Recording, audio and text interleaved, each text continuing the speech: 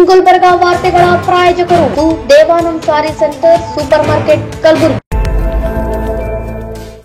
Devanand sari centre ಹಲವು ವರ್ಷಗಳಿಂದ ಕಲಬುರಗಿ ಮಹಾಜನತೆಯ ಭರವಸೆ ಗಳಿಸಿರುವ ರೇಷ್ಮೆ ಸೀರೆಗಳ ಅತಿ ದೊಡ್ಡ ಶೋರೂಮ್.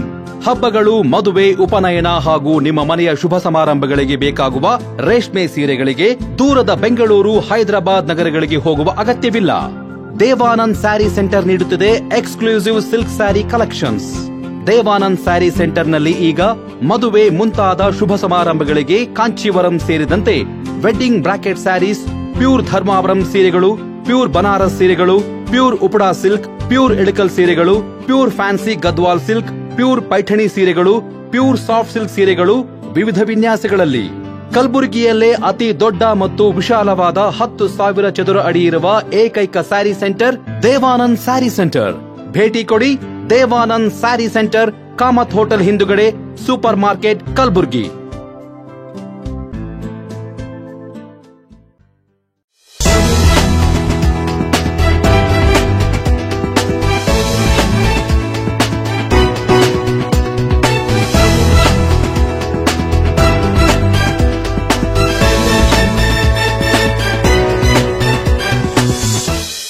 ನಮಸ್ಕಾರ. ಇನ್ ಗುಲ್ಬರ್ಗ ವಾರ್ತೆಗಳಿಗೆ ಸ್ವಾಗತ. ಮೊದಲಿಗೆ ಹೆಡ್ಲೈನ್ಸ್. ಕಾಂಗ್ರೆಸ್ ಸರ್ಕಾರದ ವಿರುದ್ಧ ಬಿಜೆಪಿ ರಾಜ್ಯಾಧ್ಯಕ್ಷ ಬಿವೈ ವಿಜೇಂದ್ರ ಆಕ್ರೋಶ. ಕಲಬುರಗಿ ಜಿಲ್ಲೆಯಲ್ಲಿ 2,36,933 ರೈತರಿಗೆ ರೂಪಾಯಿ 667.73 ಕೋಟಿ ರೂಪಾಯಿ ಪರಿಹಾರ. ಸಚಿವ ಪ್ರಿಯಾಂಕ್ ಖರ್ಗೆ ಮಾಹಿತಿ. ನಗರದಲ್ಲಿ ವಿಜೃಂಭಣೆಯಿಂದ ಜರುಗಿದ ವಿಶ್ವ ಕ್ಷಯರೋಗ ಮುಕ್ತ ದಿನಾಚರಣೆ. ಬುದ್ಧನ 108 ಪ್ರತಿಮೆಗಳ ವಿತರಣಾ ಸಮಾರಂಭ. ನಾನಾ ದೇಶದ ಭಂತೇಜಿಗಳು ಭಾಗಿ. ಮಾರ್ಚ್ 27ರಿಂದ ಶ್ರೀಶೈಲದಲ್ಲಿ ಯುಗಾದಿ ಮಹೋತ್ಸವ. ಸಾರಂಗಧರ ದೇಶಿಕೇಂದ್ರ ಸ್ವಾಮೀಜಿ ಸುದ್ದಿಗೋಷ್ಠಿ. ಈಗ ವಾರ್ತೆಗಳ ವಿವರ. ಲೋಕಸಭಾ ಚುನಾವಣೆ ಸಂದರ್ಭದಲ್ಲಿ ಸಿದ್ದರಾಮಯ್ಯ, ಡಿಕೆಶಿ ಸಹಿತ ರಾಹುಲ್ ಗಾಂಧಿ ಹೇಳಿದ್ರು, ಬಿಜೆಪಿ ಅಧಿಕಾರಕ್ಕೆ ಬಂದ್ರೆ ಸಂವಿಧಾನ ಬದಲಾವಣೆ ಮಾಡ್ತೇವೆ ಅಂತ ಅಪಪ್ರಚಾರ ಮಾಡಿದ್ರು. ಸ್ವಾತಂತ್ರ್ಯ ಬಂದ ನಂತರ ಸಂವಿಧಾನಕ್ಕೆ ಅತಿ ಹೆಚ್ಚು ಬದಲಾವಣೆ ಮಾಡಿದ್ದು ಕಾಂಗ್ರೆಸ್ ಎಂದು ಕಲಬುರಗಿಯಲ್ಲಿ ಬಿಜೆಪಿ ರಾಜ್ಯಾಧ್ಯಕ್ಷ ಬಿವೈ ವಿಜೇಂದ್ರ ಹೇಳಿದ್ರು. ಸೋಮವಾರ ಮಾಧ್ಯಮದವರೊಂದಿಗೆ ಮಾತನಾಡಿದ ಅವರು, ಡಿಸಿಎಂ ಡಿಕೆಶಿ ಹೇಳಿಕೆಯಿಂದ ಇವರ ಬಂಡವಾಳ ಬಯಲಾಗಿದೆ ಎಂದರು. ಅಲ್ಪಸಂಖ್ಯಾತರ ಓಲೈಕೆಗಾಗಿ ಇವರು ಸಂವಿಧಾನ ಬದಲಾವಣೆ ಮಾಡ್ತೇವೆ ಅಂತ ಹೇಳಿದ್ದಾರೆ. ಅಂಬೇಡ್ಕರ್ ಅವರಿಗೆ ಇವರು ಎಷ್ಟು ಗೌರವ ಕೊಡ್ತಾರೆ ಅಂತ ಗೊತ್ತಾಗಿದೆ. ಸಿದ್ದರಾಮಯ್ಯ, ಡಿಕೆಶಿ ಮುಸ್ಲಿಂರ ಓಲೈಕೆಗಾಗಿ ಹೇಳಿರೋದು ಸಂವಿಧಾನ ವಿರೋಧಿ ನೀತಿ. ಡಿಕೆಶಿ ಹೇಳಿಕೆಯನ್ನ ಖಂಡನೆ ಮಾಡ್ತೇನೆ. ಅದಕ್ಕೆ ಪ್ರಧಾನಿ ಮೋದಿ ಬಿಡೋದಿಲ್ಲ. ಶೋಷಿತ ಸಮುದಾಯದ ಮತ ದುರುಪಯೋಗ ಮಾಡಿಕೊಂಡಿರೋದು ಕಾಂಗ್ರೆಸ್ ಎಂದು ಕಿಡಿಕಾರಿದರು. ರಾಹುಲ್ ಗಾಂಧಿ ಅವರಿಗೂ ಸಹ ಕೇಂದ್ರದಲ್ಲಿ ಭಾರತೀಯ ಜನತಾ ಪಾರ್ಟಿ ನರೇಂದ್ರ ಮೋದಿಜಿಯವರು ಮತ್ತೊಮ್ಮೆ ದೇಶದ ಪ್ರಧಾನಮಂತ್ರಿ ಆದರೆ ಸಂವಿಧಾನವನ್ನ ಬದಲಾವಣೆ ಮಾಡ್ತಾರೆ, ಹಾಗಾಗಿ ಕೇಂದ್ರದಲ್ಲಿ ಬಿಜೆಪಿ ಅಧಿಕಾರಕ್ಕೆ ಬರಬಾರದು ಅಂತೇಳಿ ಸಾಕಷ್ಟು ಅಪಪ್ರಚಾರಗಳು ನಡೀತಾ ಇತ್ತು. ನಾವು ಕೂಡ ಈ ನಾಡಿನ ದೇಶದ ಜನರಿಗೆ ತಿಳಿಸ್ತಕ್ಕಂಥ ಪ್ರಯತ್ನವನ್ನು ಕೂಡ ಮಾಡಿದ್ವಿ. ಸ್ವಾತಂತ್ರ್ಯ ಬಂದ ನಂತರದಲ್ಲಿ ಸಂವಿಧಾನಕ್ಕೆ ಅತಿ ಹೆಚ್ಚು ಬದಲಾವಣೆ ಮಾಡಿರ್ತಕ್ಕಂಥ ಅಪಕೀರ್ತಿ ಯಾರಿಗೆ ಸಲ್ತದೆ ಅಂತ ಹೇಳಿದ್ರೆ ಈ ದೇಶನ ಆಳಿರ್ತಕ್ಕಂಥ ಕಾಂಗ್ರೆಸ್ ಪಕ್ಷದವರಿಗೆ ಸಲ್ತದೆ ಅನ್ನೋ ಮಾತನ್ನ ಹೇಳಿದ್ವಿ. ಈಗ ಮತ್ತೊಮ್ಮೆ ಉಪಮುಖ್ಯಮಂತ್ರಿಗಳು ಡಿಕೆ ಶಿವಕುಮಾರ್ ಅವರ ಹೇಳಿಕೆಯಿಂದ ಇವರ ಬಂಡವಾಳ ಬಯಲಾಗಿದೆ. ಕಾಂಗ್ರೆಸ್ ಪಕ್ಷದ ಬಂಡವಾಳ ಇವತ್ತು ಬಯಲಾಗಿದೆ. ಅಲ್ಪಸಂಖ್ಯಾತನ ಓಲೈಕೆ ಮಾಡತಕ್ಕಂಥ ನಿಟ್ಟಿನಲ್ಲಿ ಸಂವಿಧಾನವನ್ನು ಕೂಡ ನಾವು ಬದಲಾವಣೆ ಮಾಡ್ತೇವೆ ಅನ್ನುವ ಹೇಳಿಕೆ ಇವತ್ತು ಡಿಕೆ ಶಿವಕುಮಾರ್ ಅವರು ಏನು ಹೇಳಿದ್ದಾರೆ, ಇವರ ಮನಸ್ಥಿತಿ ಏನು, ಡಾಕ್ಟರ್ ಬಾಬಾ ಸಾಹೇಬ್ ಅಂಬೇಡ್ಕರ್ ಅವರ ಬಗ್ಗೆ ಎಷ್ಟು ಗೌರವ ಕಾಂಗ್ರೆಸ್ನವರು ಇಟ್ಕೊಂಡಿದ್ದಾರೆ. ಯಾಕೆಂದ್ರೆ ಬಾಬಾ ಸಾಹೇಬ್ ಅಂಬೇಡ್ಕರ್ ಅವರು ಸ್ಪಷ್ಟವಾಗಿ ಹೇಳಿದ್ದಾರೆ ಮತ್ತು ಸಂವಿಧಾನದಲ್ಲಿ ಉಲ್ಲೇಖ ಆಗಿದೆ, ಧರ್ಮ ಆಧಾರಿತ ಮೀಸಲಾತಿಯನ್ನ ನೀಡಬಾರದು ಅನ್ನುವ ವಿಚಾರವನ್ನ. ಇಷ್ಟಿದ್ರೂ ಸಹ ಇವತ್ತು ಡಿಕೆ ಶಿವಕುಮಾರ್ ಅವರು, ಸಿದ್ದರಾಮಯ್ಯನವರು ಮುಸಲ್ಮಾನರಿಗೆ ಸಂತೃಪ್ತಿ ಪಡಿಸತಕ್ಕಂಥ ನಿಟ್ಟಿನಲ್ಲಿ ಸಂವಿಧಾನ ಬದಲಾವಣೆ ಮಾಡ್ತೇವೆ ಅನ್ನುವ ಹೇಳಿಕೆ ಇದೆಯಲ್ಲ, ಇದು ಪ್ರಜಾಪ್ರಭುತ್ವ ವಿರೋಧಿ, ಸಂವಿಧಾನ ವಿರೋಧಿ ಹೇಳಿಕೆಯನ್ನ ಡಿಕೆ ಶಿವಕುಮಾರ್ ಅವರು ಕಾಂಗ್ರೆಸ್ ಅವರು ನೀಡಿದ್ದಾರೆ. ಇದಕ್ಕೆ ಭಾರತೀಯ ಜನತಾ ಪಾರ್ಟಿ ಆಗಲಿ ನರೇಂದ್ರ ಮೋದಿಜಿಯವರಾಗಲಿ ಯಾರೂ ಕೂಡ ಇದಕ್ಕೆ ಅವಕಾಶ ಕೊಡೋದಕ್ಕೆ ಸಾಧ್ಯ ಇಲ್ಲ. ಇದು ಖಂಡಿತ ಈ ಡಿ ಕೆ ಶಿವಕುಮಾರ್ ಹೇಳಿಕೆ ನಾನು ಖಂಡನೆ ಮಾಡ್ತೇನೆ. ದೇಶದಲ್ಲಿ ಮುಸಲ್ಮಾನರನ್ನ ವೋಟ್ ಬ್ಯಾಂಕ್ ಆಗಿ ಮಾಡಿಕೊಂಡು ಈ ರಾಜ್ಯದ ಈ ದೇಶದ ಶೋಷಿತ ಪೀಡಿತ ಸಮುದಾಯಗಳನ್ನ ಮತ ಬ್ಯಾಂಕ್ ಆಗಿ ಪರಿವರ್ತನೆ ಮಾಡಿಕೊಂಡು ಅವ್ರನ್ನ ಮತಗಳನ್ನ ದುರುಪಯೋಗ ಪಡಿಸಿಕೊಂಡಿರ್ತಕ್ಕಂಥವ್ರು ಕಾಂಗ್ರೆಸ್ನವರು. ಇದು ಪದೇ ಪದೇ ಇದು ಗೊತ್ತಾಗ್ತಾ ಇದೆ. ಹಾಗಾಗಿ ಒಟ್ಟಾರೆಯಾಗಿ ಡಿ ಕೆ ಶಿವಕುಮಾರ್ ಅವರ ಹೇಳಿಕೆ, ಅದು ಕೇವಲ ಡಿ ಕೆ ಶಿವಕುಮಾರ್ ಅವರ ಹೇಳಿಕೆ ಅಲ್ಲ, ರಾಹುಲ್ ಗಾಂಧಿ ಅವರ ಮನಸ್ಥಿತಿ, ಈ ರಾಜ್ಯದ ಮುಖ್ಯಮಂತ್ರಿಗಳ ಮನಸ್ಥಿತಿಯನ್ನೇ ಇವತ್ತು ಡಿ ಕೆ ಶಿವಕುಮಾರ್ ಅವರು ಹೇಳಿರ್ತಕ್ಕಂಥದ್ದು. ಭಾರತೀಯ ಜನತಾ ಪಾರ್ಟಿ ಇವತ್ತು ಡಾಕ್ಟರ್ ಬಾಬಾ ಸಾಹೇಬ್ ಅಂಬೇಡ್ಕರ್ ಅವರಿಗೆ ಗೌರವ ಕೊಡ್ತಕ್ಕಂಥ ಪಕ್ಷದ್ದು ಭಾರತೀಯ ಜನತಾ ಪಾರ್ಟಿ. ಡಾಕ್ಟರ್ ಬಾಬಾ ಸಾಹೇಬ್ ಅಂಬೇಡ್ಕರ್ ಅವರಿಗೆ ಮತ್ತು ಸಂವಿಧಾನಕ್ಕೆ ಗೌರವ ಕೊಡ್ತಕ್ಕಂಥ ಮಹಾನ್ ವ್ಯಕ್ತಿ ಯಾರಪ್ಪ ಅಂತ ಹೇಳಿದ್ರೆ ದೇಶದ ಹೆಮ್ಮೆ ಪ್ರಧಾನಮಂತ್ರಿ ನರೇಂದ್ರ ಮೋದಿಜಿಯವರು. ಹಾಗಾಗಿ ಡಿ ಕೆ ಶಿವಕುಮಾರ್ ಅವರ ಹೇಳಿಕೆನ ಖಂಡಿಸ್ತೇವೆ. ಯಾವುದೇ ಕಾರಣಕ್ಕೂ ಅದಕ್ಕೆ ಅವಕಾಶ ಮಾಡಿಕೊಡೋದಿಲ್ಲ. ಪ್ರಪೋಸಲ್ ಏನಾದರೂ ಕಳಿಸಿದ್ರೆ ಕೇಂದ್ರಕ್ಕೆ ಪ್ರಪೋಸಲ್ಗೆ ಏನಾದರೂ ಆದರೆ ರಕ್ತ ಕ್ರಾಂತಿ ಆಗುತ್ತೆ ಅಂತ ಹೇಳಿ ಅವರೇ ಹೇಳಿದ್ರು. ನೋಡಿ, ಈ ರೀತಿ ಸಂವಿಧಾನವನ್ನ ತಮ್ಮ ಚಟಕ್ಕೋಸ್ಕರ ಸಂವಿಧಾನವನ್ನು ಕೂಡ ಬದಲಾವಣೆ ಮಾಡ್ತೇವೆ, ಮುಸಲ್ಮಾನರ ಓಲೈಕೆಗೆ ಸಂವಿಧಾನವನ್ನು ಬದಲಾವಣೆ ಮಾಡ್ತೇವೆ ಅನ್ನುವ ಹೇಳಿಕೆ ಇದೆಯಲ್ಲ, ಇದು ಅಸಾಧ್ಯ. ಇದು ಯಾಕೆಂತ ಹೇಳಿದ್ರೆ ದೇಶದ ನರೇಂದ್ರ ಮೋದಿಜಿಯವರು, ದೇಶದ ಪ್ರಧಾನಮಂತ್ರಿಯವರು ಯಾರು ಸಂವಿಧಾನಕ್ಕೆ ಡಾಕ್ಟರ್ ಬಾಬಾ ಸಾಹೇಬ್ ಅಂಬೇಡ್ಕರ್ ಅವರಿಗೆ ಹೆಚ್ಚು ಗೌರವ ಕೊಡ್ತಕ್ಕಂಥ ಹೆಮ್ಮೆಯ ಪ್ರಧಾನಮಂತ್ರಿ ನರೇಂದ್ರ ಮೋದಿಜಿಯವರು ಇದ್ದಾಗ, ಮತ್ತೆ ಭಾರತೀಯ ಜನತಾ ಪಾರ್ಟಿ ಕೇಂದ್ರದಲ್ಲಿ ಅಧಿಕಾರದಲ್ಲಿದ್ದಾಗ ಇದಕ್ಕೆ ಖಂಡಿತ ಅವಕಾಶ ಕೊಡೋದು. ಮತ್ತೊಂದು ಕಡೆ ಕಾಂಗ್ರೆಸ್ ಅವರು ಇದನ್ನೇ ಡಿಫೆಂಡ್ ಮಾಡ್ತಾರೆ ಸರ್. ಅಂದ್ರೆ ಮೆಜಾರಿಟಿ ಬಿಜೆಪಿಗಿದೆ, ಸೊ ನಾವೇಗೆ ಸಂವಿಧಾನ ತಿದ್ದುಪಡಿ ಮಾಡ್ತೀವಿ, ಬಿಜೆಪಿ ಅವರು ಹುಚ್ಚಿದ್ದಾರೆ ಅಂತಾರೆ. ನೋಡ್ರಿ, ಇವರ ಹೇಳಿಕೆಯಿಂದನೇ ಗೊತ್ತಾಗ್ತದೆ ಯಾರು ಹುಚ್ಚರು ಇದ್ದಾರೆ ಅಂತೇಳಿ. ಯಾರು ಹುಚ್ಚರು ಅನ್ನೋದನ್ನ ಈಗಾಗಲೇ ಜನಸಾಮಾನ್ಯರು ಮಾತನಾಡ್ತಾ ಇದ್ದಾರೆ. ಅಧಿಕಾರಕ್ಕೋಸ್ಕರ ಯಾವ ಮಟ್ಟಕ್ಕೂ ಇಳಿಬಹುದು ಅನ್ನೋದನ್ನ ಕಾಂಗ್ರೆಸ್ ತೋರಿಸ್ಕೊಡ್ತಾ ಇದ್ದಾರೆ. ಧನ್ಯವಾದ. Thank you. ತೊಗರಿ, ಹೆಸರು, ಉದ್ದು, ಸೋಯಾಬೀನ್, ಹತ್ತಿ ಹಾಗೂ ಇತರೆ ಬೆಳೆಗಳನ್ನು ಬೆಳೆದಿದ್ದ ಕಲಬುರಗಿ ಜಿಲ್ಲೆಯ 2,04,073 ರೈತರು ಬೆಳೆ ವಿಮೆ ಯೋಜನೆಯಡಿ ವಿಮೆ ಪರಿಹಾರ ಕೋರಿ 2024-25ನೇ ಸಾಲಿನ ಮುಂಗಾರು ಹಂಗಾಮಿನಲ್ಲಿ ನೋಂದಾವಣೆ ಮಾಡಿಕೊಂಡಿದ್ದು 575.194 ಕೋಟಿ ಬೆಳೆ ವಿಮೆ ಪರಿಹಾರ ಮಂಜೂರಾಗಿದೆ ಎಂದು ಕಲಬುರಗಿ ಜಿಲ್ಲಾ ಉಸ್ತುವಾರಿ ಸಚಿವರು ಆಗಿರುವ ಗ್ರಾಮೀಣಾಭಿವೃದ್ಧಿ ಮತ್ತು ಪಂಚಾಯತ್ ರಾಜ್ ಹಾಗೂ ಮಾಹಿತಿ ತಂತ್ರಜ್ಞಾನ ಸಚಿವ ಪ್ರಿಯಾಂಕ್ ಖರ್ಗೆ ತಿಳಿಸಿದ್ದಾರೆ. ಕಲಬುರಗಿ ಜಿಲ್ಲೆಯಲ್ಲಿ ಬೆಳೆ ವಿಮೆ ಹಾಗೂ ಬೆಳೆ ಹಾನಿ ಸೇರಿದಂತೆ 2,36,933 ರೈತರಿಗೆ ಒಟ್ಟು ರೂಪಾಯಿ 667.73 ಕೋಟಿ ರೂಪಾಯಿ ಪರಿಹಾರ ನೀಡಲಾಗುತ್ತಿದೆ. ರಾಜ್ಯ ಸರ್ಕಾರದಿಂದ ಜಿಲ್ಲೆಯ ರೈತರಿಗೆ ಇಷ್ಟು ದೊಡ್ಡ ಮೊತ್ತದ ಬೆಳೆ ವಿಮೆ ಪರಿಹಾರ ನೀಡುವ ಮೂಲಕ ದಾಖಲೆ ಸೃಷ್ಟಿಸಲಾಗಿದೆ ಎಂದು ಸಚಿವರು ಮಾಹಿತಿ ನೀಡಿದ್ದಾರೆ. ಜಿಲ್ಲೆಯಲ್ಲಿ 4.36 ಲಕ್ಷ ರೈತರು ತೊಗರಿ, ಹೆಸರು, ಉದ್ದು, ಸೋಯಾಬೀನ್, ಹತ್ತಿ ಹಾಗೂ ಇತರ ಬೆಳೆಗಳನ್ನು ಬೆಳೆಯುತ್ತಿದ್ದಾರೆ. ಈ ಪೈಕಿ ಸ್ಥಳೀಯ ಪ್ರಕೃತಿ ವಿಕೋಪದಡಿ ದೂರುಗಳನ್ನು ಸಲ್ಲಿಸಿದ 2,01,847 ರೈತರಿಗೆ ಮಧ್ಯಂತರ ಪರಿಹಾರವಾಗಿ ರೂಪಾಯಿ 76.34 ಕೋಟಿ ಪರಿಹಾರ ಈಗಾಗಲೇ ನೀಡಲಾಗಿದೆ ಎಂದು ಸಚಿವರು ಹೇಳಿದ್ದಾರೆ. ವಿಶ್ವ ಕ್ಷಯರೋಗ ದಿನಾಚರಣೆ 2025ರ ಹಿನ್ನೆಲೆ ಹೌದು, ನಾವು ಕ್ಷಯರೋಗವನ್ನು ಕೊನೆಗಾಣಿಸಬಹುದು ಎಂಬ ಘೋಷವಾಕ್ಯದಡಿ ಜಾಥಾ ಹಾಗೂ ವಿಶೇಷ ಕಾರ್ಯಕ್ರಮ ಆಯೋಜನೆ ಮಾಡಲಾಗಿತ್ತು. ಕಾರ್ಯಕ್ರಮಕ್ಕೂ ಮುನ್ನ ನಗರದ ಜಿಲ್ಲಾ ಆಸ್ಪತ್ರೆ ಆವರಣದಿಂದ ಜಿಲ್ಲಾ ಪಂಚಾಯತ್ ಸಭಾಂಗಣದವರೆಗೂ ಬೃಹತ್ ಜಾಥಾ ನಡೆಸಲಾಯಿತು. ಬಳಿಕ ಹೊಸ ಜಿಲ್ಲಾ ಪಂಚಾಯತ್ ಕಚೇರಿ ಸಭಾಂಗಣದಲ್ಲಿ ಏರ್ಪಡಿಸಲಾಗಿದ್ದ ಕಾರ್ಯಕ್ರಮವನ್ನು ಜಿಲ್ಲಾ ಪಂಚಾಯತ್ ಸಿಇಒ ಭಂವರ್ ಸಿಂಗ್ ಮೀನಾ ಅವರು ದೀಪ ಬೆಳಗಿಸುವ ಮೂಲಕ ಉದ್ಘಾಟಿಸಿದರು.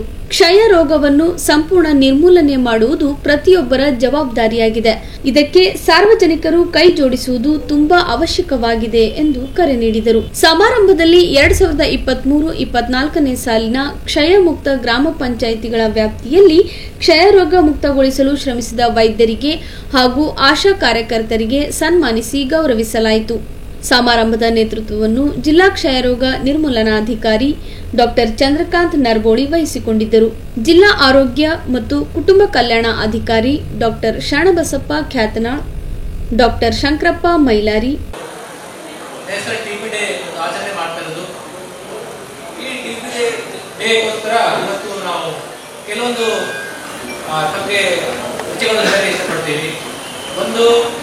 ಇವಾಗ BCG ರಿಜಿಸ್ಟ್ರೇಷನ್ ಕೂಡ 18 ವಯಸ್ಸಿನ ಮೇಲೆ ಕೆಲವೊಂದು ಮೊದಲು ಕೂಡ ನಾವು ಅವತ್ತಿನ ಚಾಲನೆ ಮಾಡಿದ್ದೀವಿ. ಅದರಲ್ಲಿ ಆಲ್ಕೋಹಾಲಿಕ್ ಅಥವಾ ಡಯಾಬಿಟಿಕ್ ಪೇಷಂಟ್ ಇರ್ಬೋದು, ಅಥವಾ ಪ್ರೈಮರಿ ಕೌಂಟೆಡ್ ಟಿಬಿ ಪೇಷಂಟ್ ಇರ್ಬೋದು, ಅಥವಾ ಟಿಬಿ ಹಿಸ್ಟರಿ ಅಂತ ಒಂದು ಪೇಷಂಟ್ ಇರ್ಬೋದು. ಅವರಿಗೂ ಕೂಡ ನಾವು ಇವತ್ತಿಂದ BCG ವ್ಯಾಕ್ಸಿನ್ ಕೂಡ ಮಾಡ್ತಾ ಇದ್ದೀವಿ. ಅದಕ್ಕೆ ಕನ್ಸೆಂಟ್ ಕೊಡಬೇಕಾಗುತ್ತೆ. ಈ ರೀತಿ ನಾವು ಇಲ್ಲಿವರೆಗೆ ಇವಾಗ ಸುಮಾರು 50,000 ಟಾರ್ಗೆಟ್ ಇದ್ದೀವಿ. ಜೊತೆಗೆ ಲಾಸ್ಟ್ 3-4 ಮಂತ್ಸ್ ಅಲ್ಲಿ ನಾವು ಒಂದು 100 days ಕ್ಯಾಂಪೇನ್ ಕೂಡ ಮಾಡಿದ್ವಿ. ಕ್ಯಾಂಪೇನ್ ಅಲ್ಲಿ ನಮ್ಮ ಜಿಲ್ಲೆಗೆ ಟಾರ್ಗೆಟ್ ಇದು 4,14,573. ಆದ್ರೆ ನಾವು ಟಾರ್ಗೆಟ್ ಜಾಸ್ತಿ ಪ್ರಿಸಂಪ್ಟಿವ್ ಟೆಸ್ಟಿಂಗ್ ಮಾಡಿದ್ವಿ. ನಾವು ಮಾಡಿದ್ರು ಅಚೀವ್ಮೆಂಟ್ 5,19,470. ಸೊ ಸುಮಾರು 125% ನಾವು ಟಾರ್ಗೆಟ್ ಅಚೀವ್ ಮಾಡಿದ್ದೀವಿ. ಯಾಕಂದ್ರೆ ಟಿಬಿ ನಲ್ಲಿ ಪ್ರಥಮ ಸ್ಟೆಪ್ ಇರ್ಬೋದು ಟೆಸ್ಟ್ ಡಯಾಗ್ನೋಸಿಸ್. ಸೊ ಆ ಸ್ಟೆಪ್ ನಲ್ಲಿ ನಾವು ಜಿಲ್ಲೆ ಬಹಳ ಒಳ್ಳೆ ಸಾಧನೆ ಮಾಡಿದ್ದಾರೆ. ಇನ್ನೊಂದು ಪಾಸಿಟಿವಿಟಿ ರೇಟ್, ಇನ್ಸಿಡೆನ್ಸ್ ರೇಟ್ ನೋಡ್ಬೇಕಾದ್ರೆ ಈ 5,19,000 ಟೆಸ್ಟ್ ಮಾಡಿದ ನಂತರ ನಮ್ಮ ಜಿಲ್ಲೆಯಲ್ಲಿ ಸುಮಾರು 1,100 ಟೆಸ್ಟ್ ಪಾಸಿಟಿವ್ ಬಂದಿದ್ದಾವೆ, ವಿಚ್ ಇಸ್ 2.1 per 1,000 ಪಾಪ್ಯುಲೇಷನ್ ಅಂತ ಇದೆ. So that is also good. ಒಂದು ನ್ಯಾಷನಲ್ ಎವರೇಜ್ ಆಲ್ಮೋಸ್ಟ್ ಈಕ್ವಲ್ ಇದೆ. ಇವಾಗ ನಮ್ಮ ಜಿಲ್ಲೆಯಲ್ಲಿ ಒಂದು ನಮ್ಗೆ ಗೊತ್ತಾಗೆ ಟಿಬಿ ಮುಕ್ತ ಗ್ರಾಮ ಪಂಚಾಯತ್ ಅಭಿಯಾನ ನಡೀತಾ ಇದೆ. ಒಂದು ಗ್ರಾಮ ಪಂಚಾಯತ್ ಟಿಬಿ ಮುಕ್ತ ಆಗ್ಬೇಕಾದ್ರೆ ಅಲ್ಲಿ ಚೆನ್ನಾಗಿ ಟೆಸ್ಟಿಂಗ್ ಆಗಬೇಕು, ಅಲ್ಲಿ ಪೇಷಂಟ್ ಸರಿಯಾಗಿ ನೋಡ್ಕೋಬೇಕು, ಮತ್ತು ಅಲ್ಲಿ ಪಾಸಿಟಿವ್ ರೇಟ್ ಕೂಡ ಕಡಿಮೆ ಇರಬೇಕು. ನಿಕ್ಷೇಪ ಪೋರ್ಟಲ್ ಏನಿದೆ ಅದನ್ನು ಬಳಸ್ಕೋಬೇಕು, ಅದಕ್ಕೆ ಒಂದು ಕನ್ಸೆಂಟ್ ಕೊಡಬೇಕು. ದಾನಿಗಳಿಂದ ಅವರಿಗೆ ಒಂದು ಇನ್ಕಮ್ ಸಪೋರ್ಟ್ ಇರ್ಬೋದು ಅಥವಾ ಸಪೋರ್ಟ್ ಕೊಡಬೇಕು. ಸೊ ನಮ್ಮ ಜಿಲ್ಲೆಯಲ್ಲಿ ಈಗ ಟಿಬಿ ಗ್ರಾಮ ಪಂಚಾಯತ್ ಅಲ್ಲಿ ಸುಮಾರು 1000 ನಲ್ಲಿ ಕನಿಷ್ಠ 30 ನಾವು ಟೆಸ್ಟ್ ಮಾಡಬೇಕು. ಸೊ ನಾವು ಜಾಸ್ತಿ ಟೆಸ್ಟ್ ಮಾಡಿದ್ದೀವಿ ನಮ್ಮ ಜಿಲ್ಲೆಯಲ್ಲಿ. And less than 1 per 1,000 positive rate ಇರಬೇಕು, ಮತ್ತು ಕನಿಷ್ಠ 85% ಸಕ್ಸಸ್ ರೇಟ್ ಇರಬೇಕು. ನಮ್ಮ ಜಿಲ್ಲೆಯಲ್ಲಿ ನಮ್ಮ ಡಿಸ್ಟ್ರಿಕ್ಟ್ ಆಫೀಸರ್ ಹೇಳೋ ಪ್ರಕಾರ ಸುಮಾರು 89% ಇದೆ. ಜೊತೆಗೆ ನಿಕ್ಷೇಪ ಪೋರ್ಟಲ್ ನಲ್ಲಿ ಕೂಡ ರಿಜಿಸ್ಟರ್ ಆಗಬೇಕು. ಅಂಡ್ ಲಾಸ್ಟ್ಲಿ ಅವರಿಗೆ ಡಿಬಿಟಿ ಸೇವಾ ಸಿಂಧು ಪೋರ್ಟಲ್ ಮುಖಾಂತರ ಅವರಿಗೆ ಇನ್ಕಮ್ ಸಪೋರ್ಟ್ ಇರುತ್ತೆ, ಅದು ಕೂಡ ಹೋಗಬೇಕು. ಸೊ ನಮ್ಮ ಜಿಲ್ಲೆಯಲ್ಲಿ ಲಾಸ್ಟ್ ಇಯರ್ 21 ಪಂಚಾಯತ್ ಒಂದು ಟಿಬಿ ಮುಕ್ತ ಅಂತ ಡಿಕ್ಲೇರ್ ಆಗಿತ್ತು. ಈ ವರ್ಷ 15 ಪಂಚಾಯತ್ ಡಿಕ್ಲೇರ್ ಆಗಿದ್ದಾವೆ. ಈ 36 ಪಂಚಾಯತ್ ಅಲ್ಲಿ 5 ಗ್ರಾಮ ಪಂಚಾಯತ್ ಲಾಸ್ಟ್ ಕೂಡ ಟಿಬಿ ಮುಕ್ತ ಆಗಿತ್ತು, ಈ ವರ್ಷ ಕೂಡ ಟಿಬಿ ಮುಕ್ತ ಆಗಿದೆ. ಅಂದ್ರೆ ಅವರು ಸತತವಾಗಿ 2 ವರ್ಷ ಟಿಬಿ ಮುಕ್ತ ಆಗಿದೆ ಅಂತ ಒಂದು ಸಾಧನೆ ಮಾಡಿದ್ದಾರೆ. ಅವರಿಗೆ ನಾನು ನಮ್ಮ ಜಿಲ್ಲಾ ಪಂಚಾಯತ್ ಜಿಲ್ಲಾಡಳಿತ ಮತ್ತು ತಮ್ಮೆಲ್ಲರ ಪರವಾಗಿ ಶುಭಾಶಯಗಳು ಇಷ್ಟಪಡ್ತೀವಿ. ಯಾಕಂದ್ರೆ ಸತತವಾಗಿ ಆ ಗ್ರಾಮ ಪಂಚಾಯತ್ ಟಿಬಿ ಮುಕ್ತ ಮಾಡಿದ್ರೆ ನಿಜವಾಗ್ಲೂ ನಾವು ನಮ್ಮ ಸಮಾಜದಿಂದ, ನಮ್ಮ ದೇಶದಿಂದ, ನಮ್ಮ ಗ್ರಾಮ ಪಂಚಾಯತ್ ಟಿಬಿ ನಿರ್ಮೂಲನೆ ಮಾಡಬಹುದು.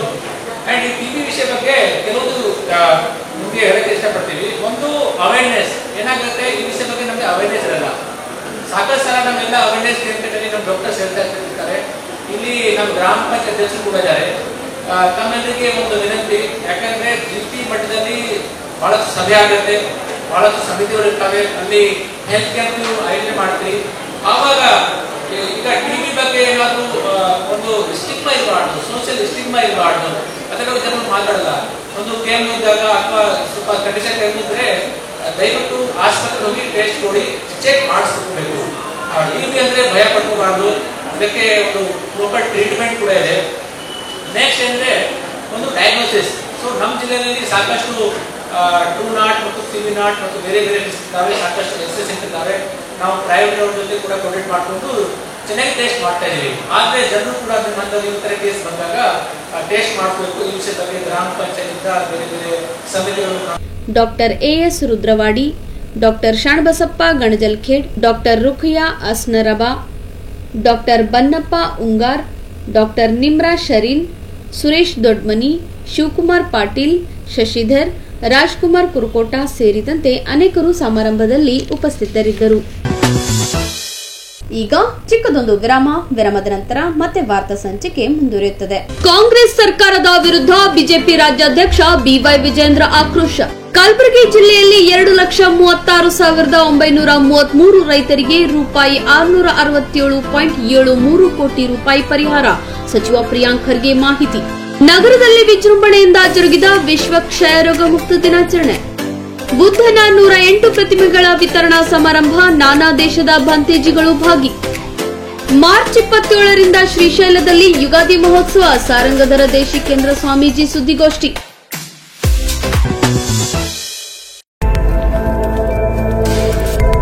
ಇನ್ ಗುಲ್ಬರ್ಗಾ ವಾರ್ತೆಗಳ ಪ್ರಾಯೋಜಕರು Devanand sari centre super market Kalaburagi. Devanand sari centre ಹಲವು ವರ್ಷಗಳಿಂದ ಕಲಬುರ್ಗಿ ಮಹಾಜನತೆಯ ಭರವಸೆ ಗಳಿಸಿರುವ ರೇಷ್ಮೆ ಸೀರೆಗಳ ಅತಿ ದೊಡ್ಡ ಶೋರೂಮ್. ಹಬ್ಬಗಳು, ಮದುವೆ, ಉಪನಯನ ಹಾಗೂ ನಿಮ್ಮ ಮನೆಯ ಶುಭ ಸಮಾರಂಭಗಳಿಗೆ ಬೇಕಾಗುವ ರೇಷ್ಮೆ ಸೀರೆಗಳಿಗೆ ದೂರದ ಬೆಂಗಳೂರು, ಹೈದರಾಬಾದ್ ನಗರಗಳಿಗೆ ಹೋಗುವ ಅಗತ್ಯವಿಲ್ಲ. ದೇವಾನಂದ್ ಸ್ಯಾರಿ ಸೆಂಟರ್ ನೀಡುತ್ತಿದೆ ಎಕ್ಸ್ಕ್ಲೂಸಿವ್ ಸಿಲ್ಕ್ ಸ್ಯಾರಿ ಕಲೆಕ್ಷನ್ಸ್.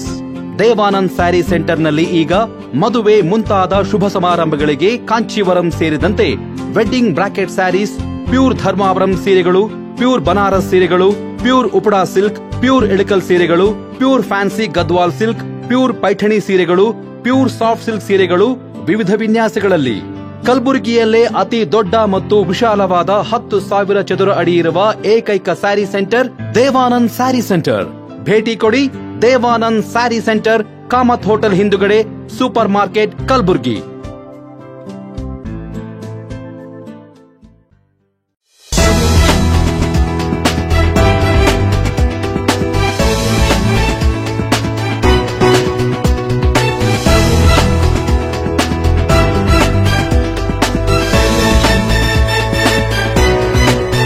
ಮತ್ತೊಮ್ಮೆ ವಾರ್ತೆಗಳಿಗೆ ಸ್ವಾಗತ. ನಗರದ ಎಂಎಸ್ಕೆ ಮಿಲ್ ಸಮೀಪದ ದೀಕ್ಷಾ ಭೂಮಿಯಲ್ಲಿ ಲೋಕೋಪಯೋಗಿ ಇಲಾಖೆಯ ಅಧಿಕಾರಿ ಸುರೇಶ್ ಎಲ್ ಶರ್ಮಾ ಅಧ್ಯಕ್ಷತೆಯಲ್ಲಿ ಶರಣ ಬಹುದ್ದೇಶೀಯ ಸೇವಾ ಭಾವಿ ಸಂಸ್ಥೆ ಮತ್ತು ಬುದ್ಧ ಪ್ರತಿಮೆಗಳ ವಿತರಣಾ ಸಮಿತಿ ವತಿಯಿಂದ ಆಯೋಜಿಸಿದ ಬುದ್ಧನ 108 ಪ್ರತಿಮೆಗಳ ವಿತರಣೆ ಕಾರ್ಯಕ್ರಮದಲ್ಲಿ ಅರ್ಥಪೂರ್ಣವಾಗಿ ಜರುಗಿತು. ಸಮಾರಂಭದಲ್ಲಿ ಥಾಯ್ಲೆಂಡ್ನ ಅಂತಾರಾಷ್ಟ್ರೀಯ ಧಮ್ಮಕಾಯ ಫೌಂಡೇಶನ್ ಸಂಚಾಲಕ ಭಂತೆ ನಾಬ್ ಬ್ರೋನ್ ಸೇರಿದಂತೆ ನಾನಾ ದೇಶದ ಭಂತೇಜಿ ಅವರು ಭಾಗವಹಿಸಿ ಬುದ್ಧನ ಶಾಂತಿ ಸಂದೇಶವನ್ನು ಸಾರುವುದರ ಜೊತೆಗೆ 108 ಬುದ್ಧನ ಪ್ರತಿಮೆಗಳ ವಿತರಣೆ ಮಾಡಿ ಬೌದ್ಧ ಧರ್ಮದ ಮಹತ್ವವನ್ನು ವಿವರಿಸಿದರು. ಈ ವೇಳೆ ಮಾತನಾಡಿದ ಅನೇಕ ಗಣ್ಯರು, ಬುದ್ಧನ ಬೋಧನೆಗಳು ಜೀವನಕ್ಕೆ ನಿತ್ಯ ಪ್ರೇರಣೆಯಾಗಿದ್ದು ಆತನ ಪಂಚಶೀಲಗಳನ್ನು ಪಾಲಿಸಬೇಕು. ವಿತರಣೆಯಾದ ಬುದ್ಧನ 108 ಪ್ರತಿಮೆಗಳ ಪ್ರತಿಷ್ಠಾಪನೆಯಾಗಿ ನಮಗೆ ನಿತ್ಯ ಸ್ಫೂರ್ತಿಯಾಗಲಿವೆ ಎಂದು ಹೇಳಿದರು. ವಿಶ್ವ ಬುದ್ಧಿಷ್ಟ ಒಕ್ಕೂಟದ ಅಧ್ಯಕ್ಷ ಭಂತೆ ಪಲ್ಲವ ಧಮ್ಮ, ಥಾಯ್ಲೆಂಡ್ನ ನಾಂಗ್ ಬೌಮ್ ವಿಹಾರದ ಭಂತೆ ಅಡುಲ್,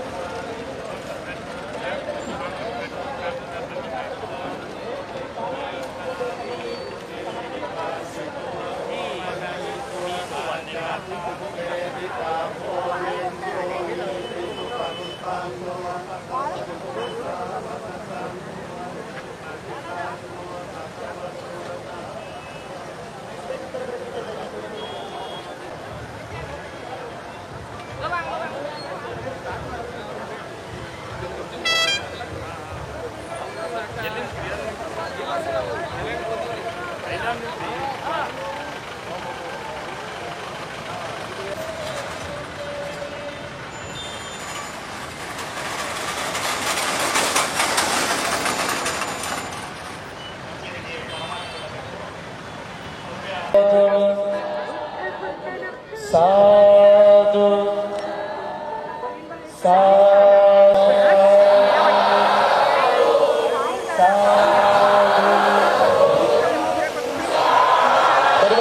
ಭಂತೇಜಿಗಳಿಗೆ ತಮ್ಮ ಕೈಯಲ್ಲಿರುವಂತಹ ಪುಷ್ಪಗಳನ್ನು ಹಾಕುವುದರ ಮುಖ್ಯವಾಗಿ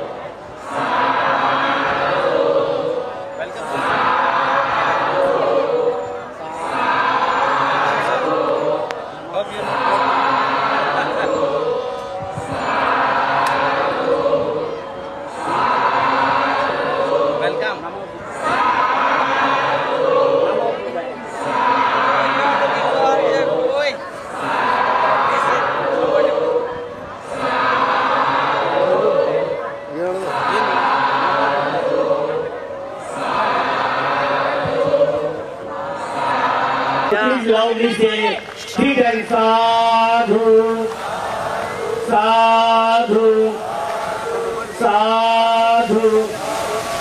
Thank you. Namo Buddhaya. Baby, please sit on your chair. ಪ್ರತಿಮೆಗಳ ವಿತರಣಾ ಕಾರ್ಯಕ್ರಮಕ್ಕೆ ಆಗಮಿಸಿದ ವೇದಿಕೆ ಮೇಲೆ ಆಸೀನರಾಗಿರುವ ಪೂಜ್ಯ ಭಿಕ್ಷು ಸಂಘಕ್ಕೆ ಹಾಗೂ ಪತ್ರಕರ್ತರಿಗೂ ಹಾಗೂ ತಮ್ಮೆಲ್ಲರಿಗೂ ನನ್ನ ಮೈತ್ರಿಪೂರ್ಣ ನಮನಗಳು. ಬೌದ್ಧ ಧರ್ಮವನ್ನು ಒಪ್ಪಿಕೊಂಡರೆ ಸಾಲದು, ನಾವು ಅದನ್ನು ಒಪ್ಪಿಕೊಳ್ಳಬೇಕು. We have to embrace Buddhism.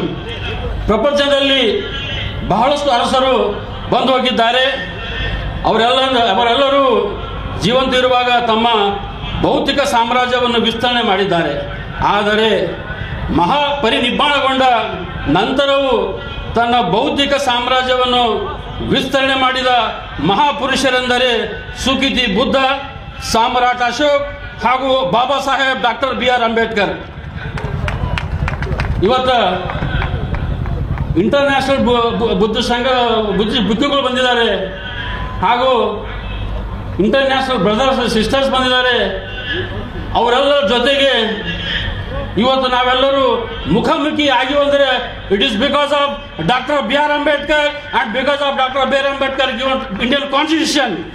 ಅದಕ್ಕೆ ಒಂದು ಮಾತು ಹೇಳ್ತೀನಿ, रुजबा मेरे सर को संविधान से मिला है, रुजबा मेरे सर को संविधान से मिला है.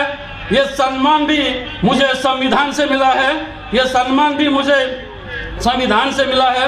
औरों को तो मुकद्दर से मिला होगा, लेकिन मुकद्दर भी हमें संविधान से मिला है. ಈ ಒಂದು ಅಂತಾರಾಷ್ಟ್ರೀಯ ಉಪಾಸಕ ಆಫೀಸರ್ ಬಂದಿದ್ದಾರೆ. ಅಲ್ಲಿ ಒಂದೆರಡು ಇಂಗ್ಲಿಷ್ನಲ್ಲಿ ಒಂದೆರಡು ಮಾತಾಡೋಕ್ಕೆ ಬಯಸ್ತೇನೆ. First and foremost, I bow to the Bhikkhu Sangha and offer my greetings to all the international lay devotees, my Dhamma brothers and sisters. I extend my heartily well wishes on this auspicious occasion of 108 Buddha statue distribution ceremony. I would like to express my sincere gratitude to all my committee members and you all that made this event possible and successful, allowing me the opportunity to be the part of this noble endeavor. The city of Gulbarga has always been at the forefront in the promotion and spread of Buddhist Dharma, and today we are moving towards a new milestone. It is a matter of pride for us to join hands with countries such as Thailand, China, USA, Taiwan, Bangladesh and others under leadership of our Dhamma Bhantenag. Today we all need to think as our international brothers and sisters do and deepen our reverence for Dhamma. In the presence of time, the religious extreme is spreading in India. It is essential to understand that the nation comes before religion, humanity comes before identity, then comes the identification of Dharma. Buddhism is a scientific and practice. Buddhism is learning, practice and realization. Our priority must always be humanity, and that is the true identity of our society. Though this program we are taking another step forward in realizing the vision. This is a historic moment for us. Previously, if anything related to Buddhist Dharma from Maharashtra had to brought, we had gone there. But today, 108 Buddha statues are being distributed from Gulbarga across India. This is a matter of great joy for us, and Gulbarga has now become an important symbol for the entire country. Dr. Baba Saheb Ambedkar has said that today all the brothers and sisters in India are connected to those Buddhist nations that have accepted Buddha with their body, mind and wealth. Today we have the opportunity to forge a strong relationship with the 40 international Dharma brothers and sisters. However, will not be limited to just distributing statues under the leadership of Bande Dhammanag, and by building good relations with Buddhist countries in Asia, we will also work towards establishing schools, colleges and Dharma learning centers. This is just the first step of our journey. We will continue forward as a global Dharma family. I extend my heartfelt thanks to everyone who had allowed me to honor of being the president of this program. I express my gratitude to all my Dharma brothers and sisters who have come from Gulbarga, Bidar, Maharashtra, Gujarat, Punjab, Tamil Nadu and other states. I also thank my companion B.R. Buddha and Sri Prabhupada Hubli and all the staff members who provided us the financial support, and also grateful to our journalist brothers and electronic media who covered this event at a large scale. Once again, I bow to the International Bhikkhu Sangha sitting on the stage and thank my international brothers and sisters. In particular, I express my gratitude to the sisters who sold her house in Thailand and donated 1 crore rupees to Buddha statue manufacturing company. My salutation to her with these few words. I conclude my speech. Thank you one and all. ನಾನು ಮೊದಲು ಜೈ ಭೀಮ್ ಹೇಳ್ತೀನಿ, ಆಮೇಲೆ ಜೈ ಭೀಮ್ ಹೇಳಬೇಕು. Jai Bhim, Jai Bhim, Jai Bhim. Thank you. So please, सभी उपासक साधु साधु. After candlelight, so I will give the 5 precept. हम आपको त्रिशरण पंच देंगे, तो मैं सभी से अनुरोध करता हूँ कि वो अपने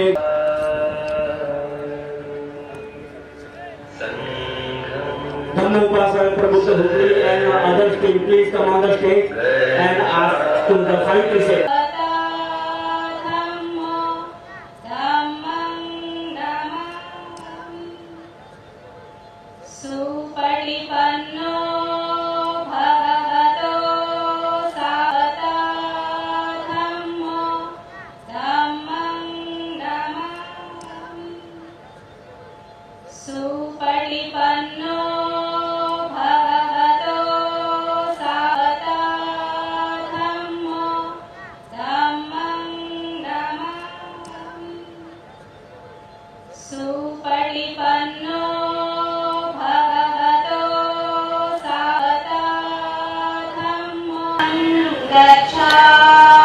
Dutiyam visangham saranam gacchami. Dutiyam visangham pancha sikha pathani silena sukhatim yanti. Aham bante. To come to Karnataka, India, Hyderabad, long time, Hyderabad 6 hours from Telangana. Then we come to Karnataka and the capital is Bangalore. I am very happy. But whenever Dhammanak is more happy because every day, all day I saw him always smile. Usually he don't smile much. Now you can see he smile at the ankle or the mouth. Sometimes he don't smile from the mouth, but he smile in the eye. Sometimes he smile in the mind. So because the Buddha statue, 108 Buddha statue, come home, come to India. India is the motherland of Buddhism. You want to translate, or I continue until finish. Because Buddha enlightened under Bodhi tree in India, everyone know, in Bodh Gaya. After Buddha Parinirvana, about 230 years, the King Asoka, he sent the 9 Dhammaduta route, and the 8th route come to Thailand, Suvarnabhumi. And Thailand is in the Suvarnabhumi. So make Thailand to be Buddhist land till now. So this time is the time Buddha come home, or the return of Buddha, or we get benefit. Thai people get benefit from the teaching of the Lord Buddha. Not only Thailand, other people now from Taiwan, from Bangladesh, from America, we get the benefit from the teaching of the Lord Buddha. So today, everyone happy, not only monks, but Upasaka, Upasika from Thailand, from America, from Bangladesh, from Mingyu Fasu from Taiwan, also happy that the Buddha come home, 108 Buddha. And when we saw the Lord Buddha, we always chanting Namo Tassa Bhagavato Arahato Samma Sambuddhassa. So today I would like to explain about this word a little bit, because everyone can chant Namo Tassa Bhagavato Arahato Samma Sambuddhassa. Namo we mean we pay respect. Tassa is pronoun represent the Lord Buddha. So we pay respect the Lord Buddha. Bhagavato, because the Lord Buddha, he get enlightened, but he distribute the teaching of himself or the Dhamma to everyone. That is his compassion. Bhagavato. Arahato is his purity, far from defilement, purity or parisuddhi. So Buddha, compassion, purity. Samma Sambuddhassa, his wisdom. Monks on the stage and other dignitaries who have come from different parts of our world and our country also. I welcome today to our Gulbarga city on behalf of all of us. So I thank our organizers for inviting me to be part of today's function. I am very grateful to them for having invited me. ನಾವು ಈಗ ನಾವೆಲ್ಲ ಬಂದಿರೋದು ಬಂದಿಜಿಯವರು ಅವರು ಆಶೀರ್ವಾದ ತಗೊಳ್ಳೋಕ್ಕೆ ಮತ್ತು ಅವರು ಇದಕ್ಕೆ ಕೇಳೋಕ್ಕೆ ಬಂದಿದ್ದು. ನಮ್ಮ ಭಾಷೆ ಯಾರು ಕೇಳೋದಿಲ್ಲ. ನೀವು ಇಷ್ಟೇ ನಾವು ಹೇಳೋದೇನಪ್ಪ ಅಂದರೆ ಇಂಥ ಕಾರ್ಯಕ್ರಮಗಳು ಆಗ್ತಾ ಇರಬೇಕು ನಮ್ಮಲ್ಲಿ. ಎಲ್ಲರಿಗೂ ಅವರೇನು ನಮ್ಮ ಮಾಂಕ್ಸ್ ಬಂದಿದ್ದಾರೆ ಬೇರೆ ಬೇರೆ ಪ್ಲೇಸಿಂದ, ಅವರೆಲ್ಲರೂ ನಮಗೆ ಆಶೀರ್ವಾದ ಮಾಡಿ ನಾವೆಲ್ಲರೂ ಬುದ್ಧ ಇದ್ರ ಮೇಲೆ ನಡಿಬೇಕಂತೇಳಿ ತಮಗೆಲ್ಲರೂ ಕೇಳ್ಕೊಳ್ತೀನಿ ನಾನು. We should all follow the teachings of Buddha and we should work for the happiness and this of peace and prosperity of our brotherhood and all our people. ಹೇಳಿ ನನ್ನ ಮಾತನ್ನು ಮುಗಿಸ್ತೀನಿ, ಜಾಸ್ತಿ ಹೇಳಕ್ಕೆ ಹೋಗೋದಿಲ್ಲ. Thank you very much. ಧನ್ಯವಾದ. ಜೈ ಭೀಮ್. ಕಾರ್ಯಕ್ರಮದಲ್ಲಿ ನಾವು ಇವತ್ತು ಸೇರಿದ್ದೇವೆ. ಜಗತ್ತಿನಲ್ಲಿ ಭಾರತ ದೇಶದಲ್ಲಿ ಬಹಳಷ್ಟು ಧರ್ಮಗಳು ಹುಟ್ಟಿವೆ. ಎಲ್ಲ ಧರ್ಮಗಳು ಕೂಡ ಮಾನವ ನಿರ್ಮಿತ ಧರ್ಮಗಳು. ಇನ್ನು ಮ್ಯಾಗಿಂದ ಮುಂದೆ ಬಿದ್ದಿಲ್ಲ ಯಾವಾಗಲೂ. ಆದರೆ ಧರ್ಮದಲ್ಲಿ ವಿಶೇಷವಾಗಿರ್ತಕ್ಕಂಥ ಸೈಂಟಿಫಿಕ್ ಆಗಿ ಬೌದ್ಧ ಧರ್ಮ ಭಾಳ ಶ್ರೇಷ್ಠವಾದ ಧರ್ಮ ಅಂತ ಹೇಳಿ ಇವತ್ತು ನೀವೆಲ್ಲ ನಂಬಿಕೊಂಡಿದ್ದೀರಿ. ಅದರಂತೆ ಡಾಕ್ಟರ್ ಬಾಬಾ ಸಾಹೇಬ್ ಅಂಬೇಡ್ಕರ್ ಅವರು ಕೂಡ ಅದನ್ನೇ ನಂಬಿ ಮಹಾನವಮಿಯ ದಿವಸ ಲಕ್ಷಾಂತರ ಜನರನ್ನು ಹಿಂದೂ ಧರ್ಮವನ್ನು ಬಿಟ್ಟು ಬೌದ್ಧ ಧರ್ಮವನ್ನು ಸ್ವೀಕಾರ ಮಾಡಿದರು. ಯಾವ ಬೌದ್ಧ ಧರ್ಮ ಭಾರತ ದೇಶದಲ್ಲಿ ಹುಟ್ಟಿ ದೇಶದಲ್ಲಿ ಸಮಾನತೆ ಇರಬೇಕು, ಒಂದೇ ಒಂದು ಮಾತ್ರ ಆಸೆ ದುಃಖಕ್ಕೆ ಮೂಲ ಅಂತಕ್ಕಂಥ ಬುದ್ಧನ ವಿಚಾರಗಳನ್ನು ಅನೇಕ ಕಡೆ ಈ ದೇಶದಲ್ಲಿ ಸಾಕಷ್ಟು ಬದಲಾವಣೆ ತರ್ತಕ್ಕಂಥ ಸಂದರ್ಭದಲ್ಲಿ ಅವರನ್ನು ಆ ಧರ್ಮವನ್ನು ಈ ದೇಶದಿಂದ ಅವನತಿಗೊಳಿಸಿ ಹೋಗ್ತಕ್ಕಂಥ ಪರಿಸ್ಥಿತಿಯಲ್ಲಿ ಒಬ್ಬ ಬುದ್ಧನ ಭಕ್ತನಾಗಿ ಅಶೋಕ್ ಚಕ್ರವರ್ತಿ ಹುಟ್ಟಿ ಬಂದು ಎಲ್ಲ ದೇಶ ವಿದೇಶದಲ್ಲಿ ಕೂಡ ಬೌದ್ಧ ಧರ್ಮವನ್ನು ಪ್ರಚಾರ ಮಾಡಿ ಇವತ್ತು ಇಡೀ ವಿಶ್ವದಲ್ಲಿ ಕ್ರಿಶ್ಚಿಯನ್ ಧರ್ಮ 200 ಕೋಟಿ, ಮುಸ್ಲಿಂ ಧರ್ಮದವರು 200 ಕೋಟಿ, ತದನಂತರ ಅತಿ ಹೆಚ್ಚಿನ ಜನಸಂಖ್ಯೆ 100 ಕೋಟಿ ಜನಸಂಖ್ಯೆ ಬುದ್ಧನ ಅನುಯಾಯಿಗಳು ಇವತ್ತು ಇಡೀ ವಿಶ್ವದಲ್ಲಿ ಉಳಿದಿರ್ತಕ್ಕಂಥದ್ದು ಬಹಳ ಇತಿಹಾಸವಾಗಿರ್ತಕ್ಕಂಥದ್ದು. ವಿಜ್ಞಾನದ ಯುಗದಲ್ಲಿ ಭಾಳಷ್ಟು ಧರ್ಮಗಳು ವಿಜ್ಞಾನ ಬೆಳೆದಂತೆ ಧರ್ಮದ ಮುಖ ಇಳಿಮುಖವಾಗಿದೆ ಭಾಳಷ್ಟು ಬೇರೆ ಧರ್ಮದ. ಆದರೆ ವಿಜ್ಞಾನ ಯುಗದಲ್ಲಿ ಸೈಂಟಿಫಿಕ್ ಆಗಿ ಸ್ಥಾಪನೆ ಮಾಡಿರ್ತಕ್ಕಂಥ ಬೌದ್ಧ ಧರ್ಮ ಎಂಥ ವಿಜ್ಞಾನ ಯುಗದಲ್ಲಿ ಬಂದರೂ ಕೂಡ ಅದರ ನೆರವು ಹೆಚ್ಚುತ್ತಾ ಇದೆ, ಪುನಃ ತಲೆಗೆ ಇಳಿತಾ ಇಲ್ಲ ಅಂತಕ್ಕಂಥ ಮಾತನ್ನು ನಾವು ಒಪ್ಪಿಕೊಳ್ಳಬೇಕಾಗ್ತಕ್ಕಂಥ ಸಂದರ್ಭ. ಆದ ಕಾರಣ ಇವತ್ತು ಪಾಪ ವೇದಿಕೆ ಮೇಲೆ ಇರ್ತಕ್ಕಂಥ ಈ ಎಲ್ಲ ಬೌದ್ಧ ಧರ್ಮದ ಗುರುಗಳು ಇವತ್ತು ದೇಶದಿಂದ ಫ್ರೀಯಾಗಿ ನಮಗೆ ಬುದ್ಧನ ವಿಗ್ರಹವನ್ನು ಕೊಡ್ತಕ್ಕಂಥದ್ದು 108 4 ಲಕ್ಷ 5 ಲಕ್ಷ ರೂಪಾಯಿಗಳ ಒಂದೊಂದು ಮೂರ್ತಿ. ಅದನ್ನು ಕಸ್ಟಮ್ಸ್ ಅಷ್ಟೇ ಹಣ ತುಂಬಬೇಕು, ಉಳಿಗಿದ್ದೆಲ್ಲ 7.5 ಲಕ್ಷ 7.5 ಲಕ್ಷತೆ ನಮ್ಮ ಪೋತೆಯವರು ಹೇಳ್ತಿದ್ದಾರೆ. ಇಷ್ಟೊಂದು ಫ್ರೀಯಾಗಿ ಬುದ್ಧನ ವಿಚಾರಗಳು, ಬುದ್ಧನು ಸಾರಿರ್ತಕ್ಕಂಥ ಸಂದೇಶ, ಈ ಸಮಾನತೆ ಬರಬೇಕು, ಸ್ತ್ರೀ ಸಮಾನತೆ ಬರಬೇಕು ಅಂತ ಹೇಳಿ ನಮ್ಮ ಬುದ್ಧ, ಬಸವ, ಅಂಬೇಡ್ಕರ್ ಅವರು ಸಾರಿರ್ತಕ್ಕಂಥ ಸಂದೇಶ ಏನಿದೆ ಜಗತ್ತಿಗೆ, ಅದನ್ನು ಎಲ್ಲ ಕಡೆ ಕೂಡ ಬಂದರೆ ಎಂದೂ ಕೂಡ ಯಾವುದೇ ಅಸಮಾನತೆ ಇರೋದಿಲ್ಲ, ಅಸ್ಪೃಶ್ಯತೆ ಇರೋದಿಲ್ಲ, ಜಾತೀಯತೆ ಇರೋದಿಲ್ಲ ಅಂತಕ್ಕಂಥ ಸಾರವನ್ನು ಜಗತ್ತಿನಲ್ಲಿ ಬೆಳೀಲಿ ಅಂತಕ್ಕಂಥ ಉದ್ದೇಶದಿಂದ ಈ ಒಂದು ಒಳ್ಳೆಯ ಕಾರ್ಯಕ್ರಮಕ್ಕೆ ಬಂದಿದ್ದಾರೆ. ಅವರಿಗೆ ತಮ್ಮೆಲ್ಲರ ಪರವಾಗಿ ಅಭಿನಂದನೆಗಳನ್ನು ಸಲ್ಲಿಸ್ತೇನೆ. ಒಳ್ಳೆಯ ಕೆಲಸವನ್ನು ಮಾಡ್ತಾ ಇದ್ದೀರಿ ಅಂತ ಹೇಳಿ ತಾವೆಲ್ಲರೂ ಇಷ್ಟೊಂದು ಸಂಖ್ಯೆಯಲ್ಲಿ ಸೇರಿ ಒಂದು ಒಳ್ಳೆಯ ಕಾರ್ಯಕ್ರಮದಲ್ಲಿ ಭಾಗವಹಿಸಿ ತಮ್ಮೆಲ್ಲರಿಗೂ ಶುಭವಾಗಲಿ ಅಂತ ಹೇಳಿ ನನಗೆ ಕರೆಸಿ ಮಾತನಾಡಲಿಕ್ಕೆ ಅವಕಾಶ ಮಾಡಿಕೊಂಡಿದ್ದಾರೆ. तब मैं ये कहूँगा, आपका इसमें कोई योगदान नहीं है. आप तो केवल डॉक्टर अंबेडकर को विभिन्न संस्थाओं के बनाने से, विभिन्न संस्थाओं के माध्यम से बेचने का काम कर रहे हैं, उनके आदर्शों की हत्या करने का काम कर रहे हैं, उनको धोखा देने का काम कर रहे हैं. आप सोचेंगे क्यों? ये मैं आपसे क्यों कह रहा हूं? इसलिए कह रहा हूं, क्या आप बौद्ध हैं या आप अनुसूचित जाति के हैं?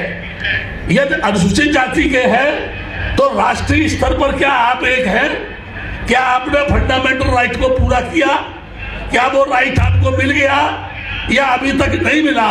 तो नेता दोषी है, आप दोषी है, आपका संगठन दोषी है, आपका विचार दोषी है, आपकी भावना दोषी है. ये आपको चिंतन करना है. दूसरी बात बोल रहा हूं मैं आपको,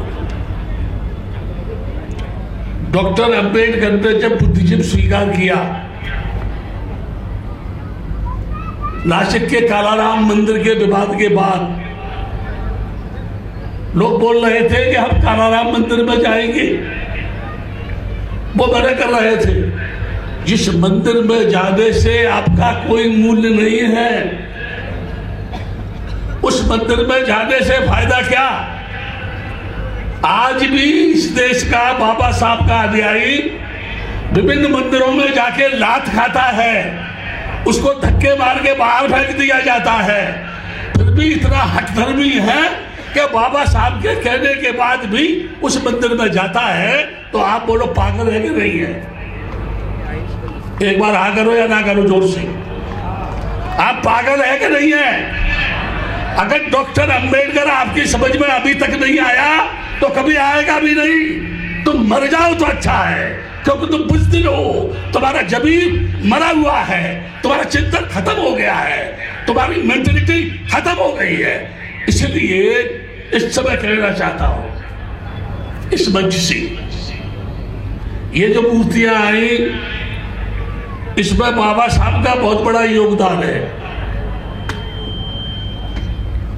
कालाराम मंदिर में बोल रहा था मैं, पथराव हुआ, झगड़ा हुआ, किसी कायर आदमी ने बाबा साहब से कहा, बाबा साहब सामने से पत्थर फेंक रहे हैं, आप पीछे से चलो.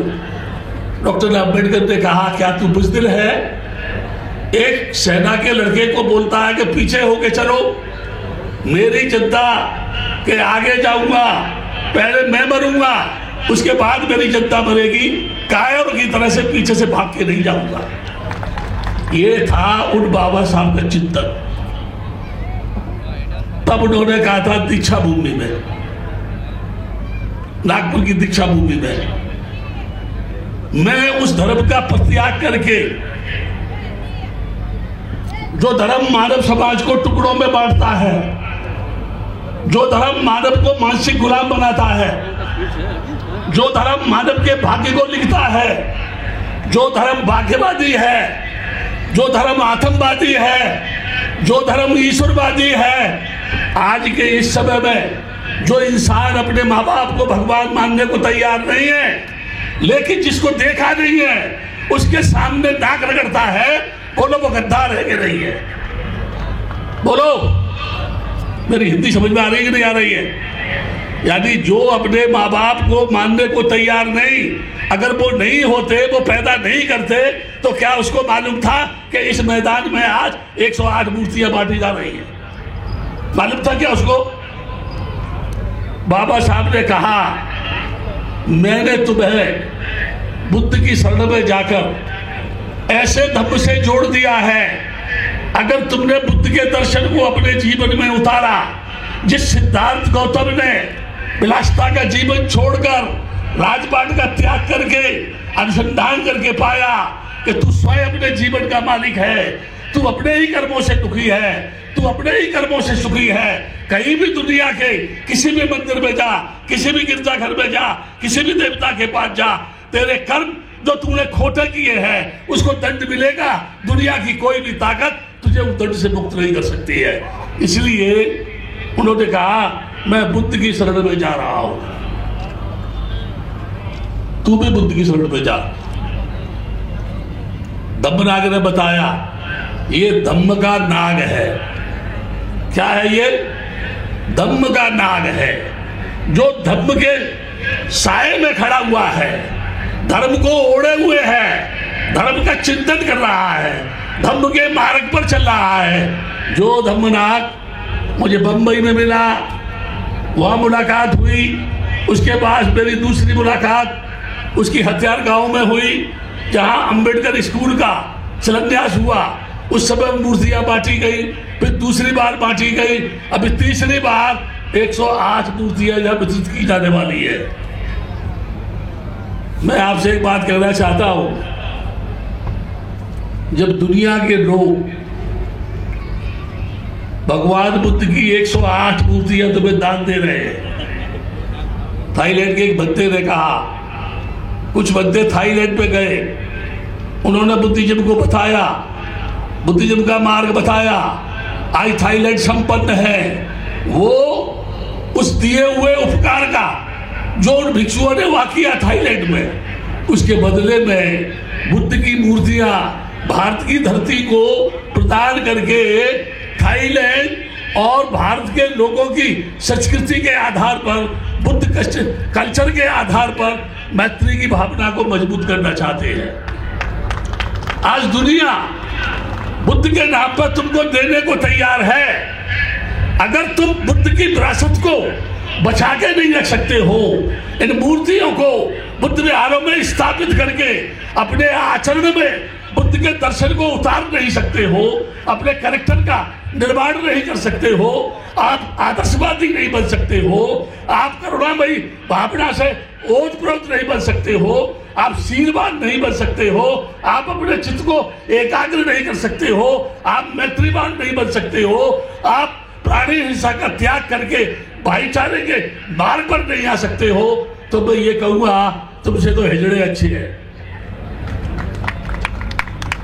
क्या कह रहा हूं मैं आपसे?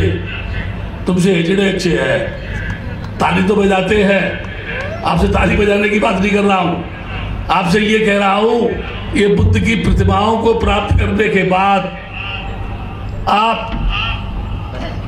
यदि बुद्ध के आदर्शों पर चले, बुद्ध के आदर्शों का पालन करें, तो बुद्ध गया में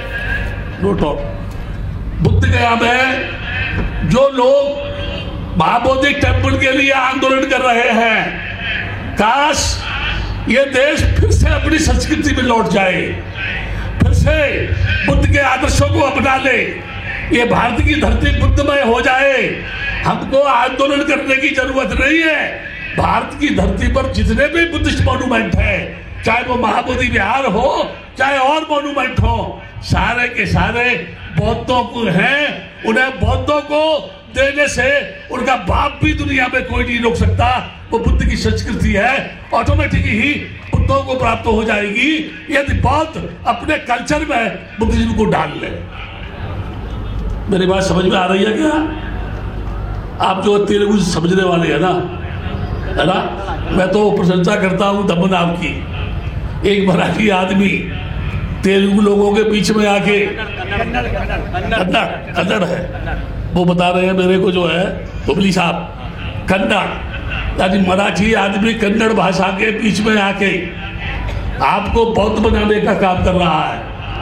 और यही नहीं, बाहर से बुद्ध प्रतिमाएं लाके आपको प्रदान कर रहा है।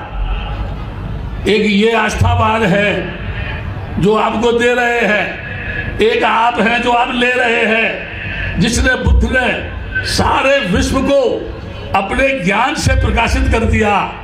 आज बुद्ध की इस धरती पर बाबा साहब के बाद जो लोग आ रहे हैं वो इसलिए आ रहे हैं कि चलो हम देखें डॉक्टर अंबेडकर की वो कौन सी भूमि है जहां उन्होंने बुद्ध के दर्शन को स्वीकार किया।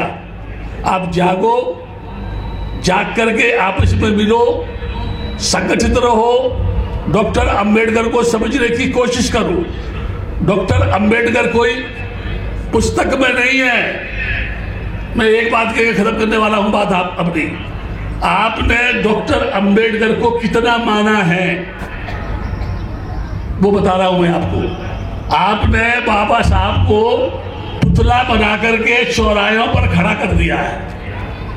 कहां कर दिया है? चौराहों पर खड़ा कर दिया है। जब कोई हाथ तोड़ता है या पार्लियामेंट में से हटाता है तब लोग चिल्लाते हैं मूर्ति वही स्थापित करो। मैं कहता हूं जिस दिन आप जाग जाएंगे, जिस दिन आप जाग जाएंगे, हाथ तोड़ने की बात तो छोड़ो, चश्मा तोड़ने की बात तो छोड़ो, पार्लियामेंट से मूर्ति हटाने की बात तो छोड़ो, किसी में दम नहीं भारत की धरती पर जो डॉक्टर अंबेडकर को हिला दे। एक आदमी पूरे विश्व के अंदर भारत की धरती पर पार्लियामेंट में बैठकर संविधान की रचना करते समय जिन लोगों ने उसके स्वाभिमान को कुचला, जिन लोगों ने जात पात की आग में उसको जलाया, जिन लोगों ने उसको अपमानित किया, जिन लोगों ने उसको जलील किया, संविधान में उसने आम समाज के लोगों को समानता का रास्ता दिया। उससे ज्यादा बड़ा कोई दाता हो सकता है क्या? उससे ज्यादा महान कोई हो सकता है क्या? मैं सोचता हूं एक दम्बनाक इतना बड़ा कार्यक्रम कर रहा है आपके सामने, जहां बैठ करके आप मूर्तियां लेने बैठे हैं।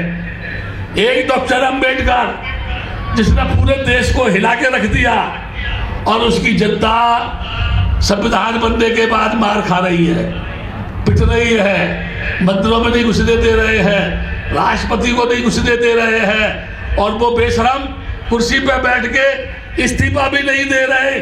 उनको चुल्लू पर पानी में डूब के मर जाना चाहिए। ये भारतीय संविधान का यानी देश है या संविधान चलता है। मैं आपसे फिर कह रहा हूं, जागो, जाग करके संगठित हो जाओ, अपने आप को जान लो। बुद्ध ने कहा अथ दीपो भव, अपना दीपक आप बनो, आप स्वयं चिंतन करो, आप कौन हो, क्यों आए हो, क्या करना चाहते हो, किसके लिए करना चाहते हो। जब तक तुम अपने मन का अहंकार का त्याग नहीं करते तब तक आप अपने आप में समझ में नहीं आएंगे। आपका कल्याण हो, बुरा लगा हो तो रात भर मुझे गाली देना, अगर बुरा लगा हो तो रात भर मुझे गाली देना, नहीं तो आज के बाद जो भी बुराइयां हैं आप त्याग देना। अगर सचमुच बाबा कह रही है ना, उनको त्याग देना, ईमानदारी से दमनाक के साथ आना, कंधे से कंधा मिला करके उसको सहयोग करना। ये कर्नाटक ही नहीं, ये भारत बौद्ध में बनेगा। मैं इन्हीं शुभकामनाओं के साथ, इसी आशीर्वाद के साथ अपना स्थान ग्रहण करता हूँ और ईमानदारी से पुनः कह रहा हूँ, जाग जाओ, अभी भी वक्त है। अगर नहीं जागे तो भविष्य में पिटने का नंबर है, कोई आपको बचा नहीं पाएगा। इन शब्दों के साथ मैं अपना स्थान ग्रहण करता हूँ। आप सुखी रहो, मंगल हो और हमेशा मुस्कुराते रहो। सर को जानता था, बाकी किसी मेंबर को नहीं जानता था, और आज इस प्रोग्राम को सक्सेस का क्रेडिट अगर जाता है तो वो हमारे धम्मोपासक सुरेश शर्मा सर। तो मैं उनको आमंत्रित करूंगा कि sir please president's speech deliver to our local audience and international धम्मोपासक उपासिका एंड डेलीगेशन। अरुण पूज्य बनते कीर्ति पोंग, पूज्य बनते नाब्रॉन, पूज्य भिकुणी मिंग यू, आयुष्मान प्रियंक करगे जी, आयुष्मान डॉक्टर S.C. महादेवप्पा साहब, आयुष्मान डॉक्टर सुरेश एल शर्मा, ಆಯುಷ್ಮಾನ್ ಡಿಜೆಟ್ ಜಮೀರ್ ಅಹಮದ್ ಖಾನ್ ಇವರೆಲ್ಲ ಮೆಸೇಜ್ ಕಳಿಸಿದ್ದಾರೆ. ಅದಕ್ಕಾಗಿ ಅವರಿಗೂ ಕೂಡ ನಾನು ವಂದನೆಗಳನ್ನು ಹೇಳುತ್ತೇನೆ. ಆಯುಷ್ಮಾನ್ ರಹೀಂ ಖಾನ್, ಆಯುಷ್ಮಾನ್ ಅಲ್ಲಂ ಪ್ರಭು ಪಾಟೀಲ್, ಆಯುಷ್ಮತಿ ಕನೀಜ್ ಫಾತಿಮಾ, ಆಯುಷ್ಮಾನ್ ಬಸವರಾಜ್ ಮತ್ತಿಮೂಡು, अरविंद अरड़ीजी, तान लेची, डॉक्टर मिथिला चौधरी, सुनन पोंग टेंगरी, शीना शू, सोमबट पोंग टेंगरी, बनते दम्मानंद, बनते रेवत, बनते वरज्योति, बिकुनी सुमना, आर्यजी, बनते संगानंद. इन सभी को मैं हृदयपूर्वक अभिनंदन, वोट ऑफ थैंक्स बोलता हूँ. ಎಲ್ಲರಿಗೂ ನಾನು ಇವತ್ತಿನ ದಿವಸ ಈ ಕಾರ್ಯಕ್ರಮ ಯಶಸ್ವಿಗೊಳಿಸಿದ್ದಕ್ಕಾಗಿ ಎಲ್ಲ ಪತ್ರಕರ್ತ ಮಿತ್ರರಿಗೂ ಈ ರಾಷ್ಟ್ರೀಯ ಅಂತಾರಾಷ್ಟ್ರೀಯ ಭಿಕ್ಷು ಸಂಘ ಮತ್ತು all dignitaries from world different countries from the world and all Bhikkhu Sangha from the world allied Bhikkhu Sangha. I am thankful to heartily thank to all the dignitaries and all invitees and our special guests and VIP guests and all ಎಲ್ಲ ನಮ್ಮ ಈ ಸಮಾಜ ಬಾಂಧವರು ಆಮಂತ್ರಿತರು ಎಲ್ಲರಿಗೂ ಕೂಡ ವಂದನೆಗಳನ್ನು ಧನ್ಯವಾದಗಳನ್ನು ಹೇಳುತ್ತೇವೆ. ವಿಶೇಷವಾಗಿ ಪತ್ರಕರ್ತರಿಗೂ ಪತ್ರಿಕಾ ಮಿತ್ರರಿಗೂ ಮತ್ತು ಪೊಲೀಸ್ ವ್ಯವಸ್ಥೆ ಪೊಲೀಸ್ ಇಲಾಖೆ. ಹತ್ಯಾಳದ ಭಂತೆ ಧಮ್ಮನಾಗ ಮಹಸ್ತವೀರ, ದೆಹಲಿಯ ಭಂತೆ ಆನಂದ ಮಹಸ್ತವೀರ, ಚೀನಾದ ಬಿಕ್ಕುಣಿ ಮಿಂಗ್ಯು, ಅಮೆರಿಕದ ತಾನ್ ಲೇಥಿ, ಬಾಂಗ್ಲಾದೇಶದ ಡಾಕ್ಟರ್ ಮಿಥಿಲಾ ಚೌಧರಿ, ಅಮೆರಿಕದ ಸುನನ್ ಕಾಂಗ್ ಸೆಂಗ್ರಿ, ಸೊಂಬಟ್ ಕಾಂಗ್ ಸೆಂಗ್ರಿ, ತೈವಾನ್ನ ಶಿನಾಶು, ಭಂತೆ ಧಮ್ಮಾನಂದ, ಭಂತೆ ರೇವತ್, ಬಿಕ್ಕುಣಿ ಸುಮನ, ಭಂತೆ ಸಂಘಾನಂದ ಸಾನ್ನಿಧ್ಯ ವಹಿಸಿದ್ದರು. ಸಂಸದ ರಾಧಾಕೃಷ್ಣ ದೊಡ್ಮನಿ, ಶಾಸಕ ಅಲ್ಲಂಪ್ರಭು ಪಾಟೀಲ್, ಮಾಜಿ ಎಂಎಲ್ಸಿ ಅರವಿಂದ್ ಅರಳಿ, ಪ್ರಮುಖರಾದ ಶರಣಬಸಪ್ಪ ಖ್ಯಾತನಾಳ್, ರಮೇಶ್ ಪಟ್ಟೇದಾರ್, ಕೆ ಆನಂದಶೀಲ, ಮಾರುತಿ ಕಾಂಬ್ಳೆ, ಹನುಮಂತರಾವ್ ಕಾಂಬ್ಳೆ, ಪ್ರಬುದ್ಧ ಯಳಸಂಗಿ, ನಾಗೇಶ್ ಸೇರಿ ಹಲವರು ಭಾಗವಹಿಸಿದ್ದರು. ಕೊನೆಯಲ್ಲಿ ಮತ್ತೊಮ್ಮೆ ವಾರ್ತೆಗಳ ಮುಖ್ಯಾಂಶಗಳು. ಕಾಂಗ್ರೆಸ್ ಸರ್ಕಾರದ ವಿರುದ್ಧ ಬಿಜೆಪಿ ರಾಜ್ಯಾಧ್ಯಕ್ಷ ಬಿವೈ ವಿಜೇಂದ್ರ ಆಕ್ರೋಶ. ಕಲಬುರಗಿ ಜಿಲ್ಲೆಯಲ್ಲಿ 2,36,933 ರೈತರಿಗೆ ರೂಪಾಯಿ 667.73 ಕೋಟಿ ರೂಪಾಯಿ ಪರಿಹಾರ, ಸಚಿವ ಪ್ರಿಯಾಂಕ್ ಖರ್ಗೆ ಮಾಹಿತಿ. ನಗರದಲ್ಲಿ ವಿಜೃಂಭಣೆಯಿಂದ ಜರುಗಿದ ವಿಶ್ವ ಕ್ಷಯರೋಗ ಮುಕ್ತ ದಿನಾಚರಣೆ. ಬುದ್ಧನ 108 ಪ್ರತಿಮೆಗಳ ವಿತರಣಾ ಸಮಾರಂಭ, ನಾನಾ ದೇಶದ ಭಂತೇಜಿಗಳು ಭಾಗಿ. ಮಾರ್ಚ್ 27ರಿಂದ ಶ್ರೀಶೈಲದಲ್ಲಿ ಯುಗಾದಿ ಮಹೋತ್ಸವ, ಸಾರಂಗಧರ ದೇಶಿಕೇಂದ್ರ ಸ್ವಾಮೀಜಿ ಸುದ್ದಿಗೋಷ್ಠಿ. ಇಲ್ಲಿಗೆ ವಾರ್ತಾ ಸಂಚಿಕೆ ಮುಕ್ತಾಯವಾಯಿತು. ಮತ್ತೆ ಮುಂದಿನ ಸಂಚಿಕೆಯಲ್ಲಿ ಭೇಟಿಯಾಗೋಣ. ವಂದನೆಗಳು. ಇನ್ ಗುಲ್ಬರ್ಗಾ ವಾರ್ತೆಗಳ ಪ್ರಾಯೋಜಕರು Devanand sari centre super market Kalaburagi. Devanand sari centre ಹಲವು ವರ್ಷಗಳಿಂದ ಕಲಬುರ್ಗಿ ಮಹಾಜನತೆಯ ಭರವಸೆ ಗಳಿಸಿರುವ ರೇಷ್ಮೆ ಸೀರೆಗಳ ಅತಿ ದೊಡ್ಡ ಶೋರೂಮ್. ಹಬ್ಬಗಳು, ಮದುವೆ, ಉಪನಯನ ಹಾಗೂ ನಿಮ್ಮ ಮನೆಯ ಶುಭ ಸಮಾರಂಭಗಳಿಗೆ ಬೇಕಾಗುವ ರೇಷ್ಮೆ ಸೀರೆಗಳಿಗೆ ದೂರದ ಬೆಂಗಳೂರು, ಹೈದರಾಬಾದ್ ನಗರಗಳಿಗೆ ಹೋಗುವ ಅಗತ್ಯವಿಲ್ಲ. ದೇವಾನಂದ್ ಸ್ಯಾರಿ ಸೆಂಟರ್ ನೀಡುತ್ತಿದೆ exclusive silk sari collections. Devanand sari ಸೆಂಟರ್ನಲ್ಲಿ ಈಗ ಮದುವೆ ಮುಂತಾದ ಶುಭ ಸಮಾರಂಭಗಳಿಗೆ ಕಾಂಚೀವರಂ ಸೇರಿದಂತೆ wedding brocade saris, pure Dharmavaram ಸೀರೆಗಳು, ಪ್ಯೂರ್ ಬನಾರಸ್ ಸೀರೆಗಳು, pure Uppada silk, pure Ilkal ಸೀರೆಗಳು, pure fancy Gadwal silk, pure Paithani ಸೀರೆಗಳು, ಪ್ಯೂರ್ ಸಾಫ್ಟ್ ಸಿಲ್ಕ್ ಸೀರೆಗಳು ವಿವಿಧ ವಿನ್ಯಾಸಗಳಲ್ಲಿ. ಕಲಬುರಗಿಯಲ್ಲೇ ಅತಿ ದೊಡ್ಡ ಮತ್ತು ವಿಶಾಲವಾದ 10,000 ಚದುರ ಅಡಿ ಇರುವ ಏಕೈಕ ಸ್ಯಾರಿ ಸೆಂಟರ್ ದೇವಾನಂದ್ ಸ್ಯಾರಿ ಸೆಂಟರ್. ಭೇಟಿ ಕೊಡಿ. ದೇವಾನಂದ್ ಸ್ಯಾರಿ ಸೆಂಟರ್, ಕಾಮತ್ ಹೋಟೆಲ್ ಹಿಂದುಗಡೆ, ಸೂಪರ್ ಮಾರ್ಕೆಟ್, ಕಲಬುರಗಿ.